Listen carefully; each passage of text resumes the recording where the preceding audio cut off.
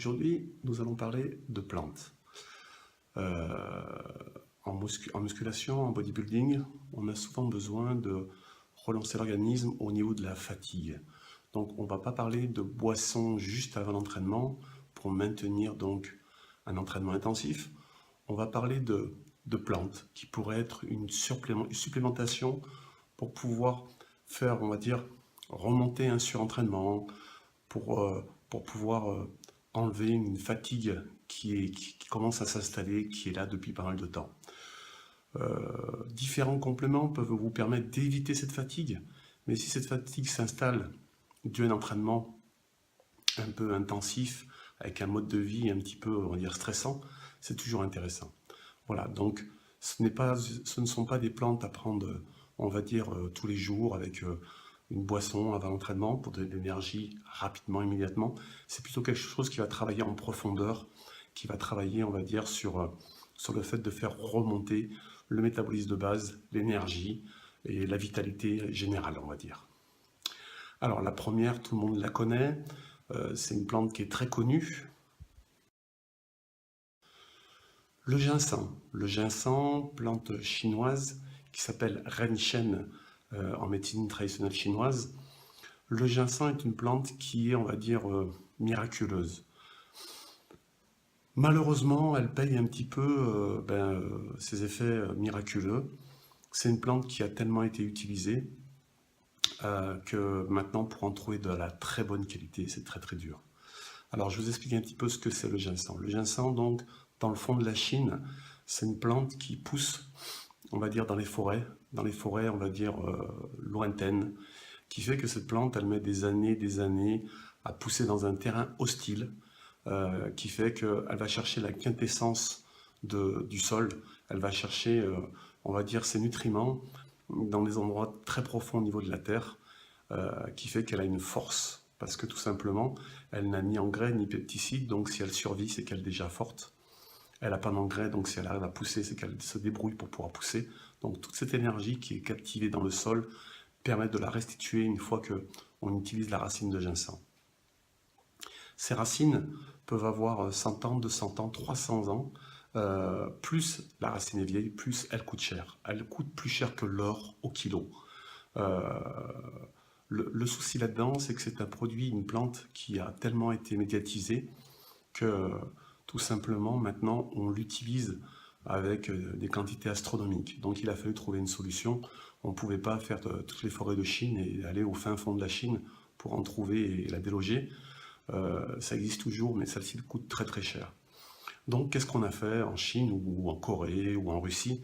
On a pris des champs entiers, on a pris donc des plantes de ginseng et on les a semées. Et on a fait en fin de compte des champs de ginseng.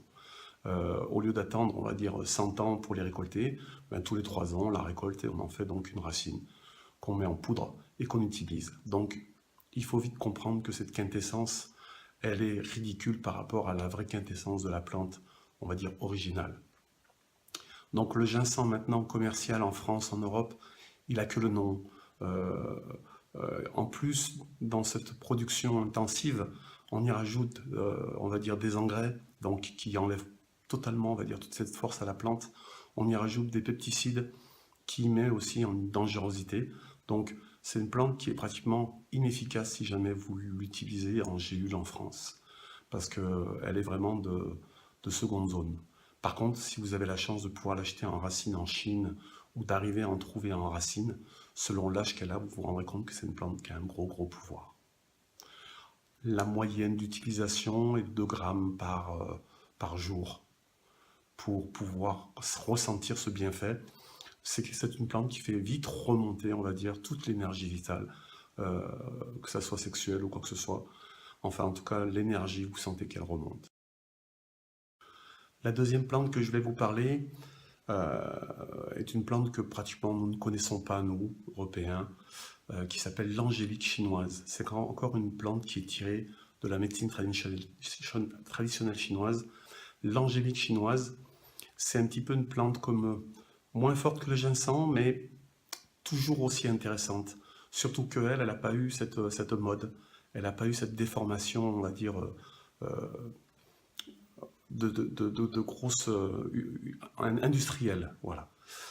Donc, ça permet d'avoir une plante qui a encore une quintessence intéressante, et même si elle est un peu moindre que le ginseng, étant donné qu'elle n'a pas ce côté-là, elle est très intéressante et plus intéressante peut-être que le ginseng que vous pouvez trouver en Europe. L'angélique chinoise, c'est une plante que vous pouvez utiliser aussi avec 2 grammes par jour. Troisième plante, l'astragale. L'astragale, c'est une plante qu'on utilise beaucoup aussi en médecine chinoise, mais de plus en plus en Occident, parce qu'on s'est rendu compte que par rapport aux dernières recherches qu'on a faites, elle avait un pouvoir qui était très important au niveau de l'antifatigue, mais aussi de l'antivieillissement. Donc c'est une plante, donc le docteur Hertog en parle souvent, c'est une plante qui est vraiment très intéressante pour ses pouvoirs d'antivieillissement, de reconstitution, de régénération, de refabrication. Donc elle fait remonter l'énergie et elle aide on va dire, elle aide le corps à se reconstruire. De ces 2 plantes, l'astragale chinoise, de l'angélique chinoise et l'astragale, vous avez une formule en médecine chinoise qui est très connue pour faire remonter justement la fatigue, qui s'appelle Dang Bui Buxitang. Ça vous dira rien, mais bon, en tout cas, on l'utilise très souvent en médecine chinoise pour faire remonter l'énergie. Donc c'est un mélange de ces 2 plantes. C'est vraiment très intéressant si vous avez un thérapeute qui fait de la médecine chinoise dans le coin, allez le voir et parlez-lui de cette formule si jamais vous avez une grosse fatigue. La 4e plante que je vais vous parler s'appelle la radiole. Très méconnue au niveau occident, elle est beaucoup utilisée en Russie. C'est une plante en Russie qui est un petit peu la plante de l'énergie. Sur les dernières recherches qu'il y a eu sur cette plante, on s'est rendu compte qu'elle avait des gros pouvoirs sur l'antistress, donc la fatigue due au surmenage, au stress, et des résultats sont très très très intéressants sur cette plante. Donc c'est une plante, si vous rencontrez une fatigue chronique due, on va dire, à un surmenage qui peut être plus un stress psychologique que physique, c'est une plante qui peut être très très intéressante, qui peut répondre à votre demande. Le dosage est à peu près de 600 mg par jour. La 5e plante que je vais vous parler s'appelle, vous la connaissez, le kola.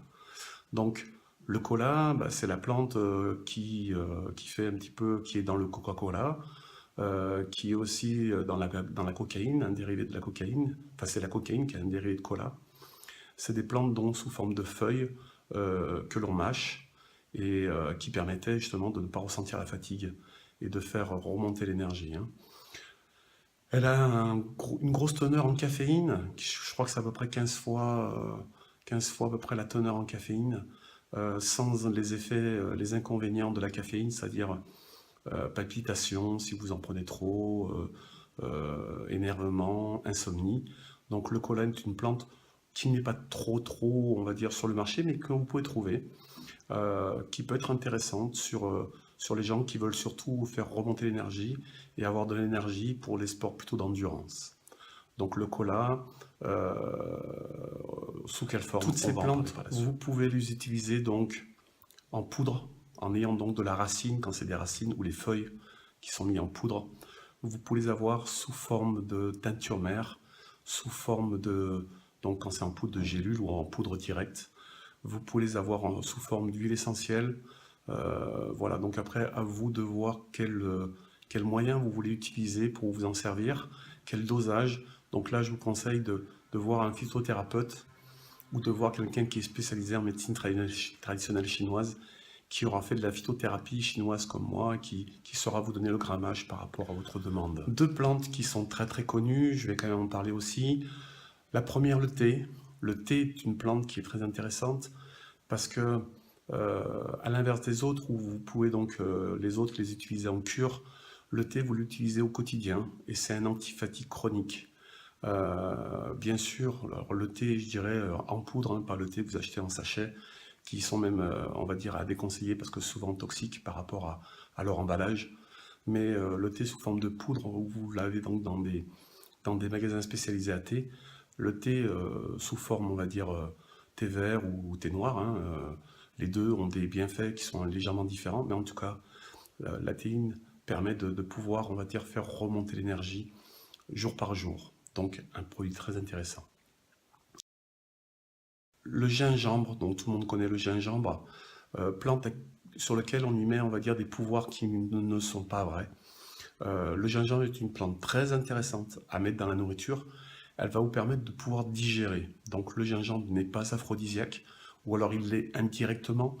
Les gens qui se bourrent de gingembre pour répondre à des problèmes sexuels, je dirais qu'ils font plus ou moins fausse route, sauf si leur problème sexuel vient dû à une grosse fatigue digestive. Le gingembre, son gros pouvoir, c'est de pouvoir aider à la digestion. Donc si vous avez des gros problèmes de digestion, le gingembre peut être intéressant. Il réchauffe, on va dire, le bol alimentaire.